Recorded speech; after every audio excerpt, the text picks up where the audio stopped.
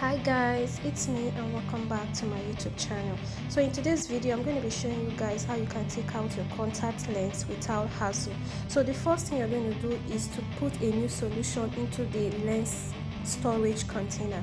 So make sure you put in a new solution so that you can take out all the you can clean the lens after removing it from your eye. So you're going to use your picker and look directly downwards without blinking your eyes, and then use your picker to pinch the lens out of your eyes, and you're going to be very careful and gentle with this without blinking your eyes, and that is how you can remove your lens without hassle. So do the same thing for the second eyes and you're good to go.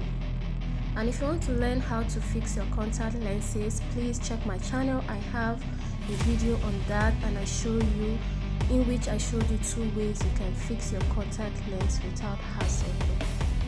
Do well to check my other videos because I know you might like them, and I'll see you guys in my next video. Bye.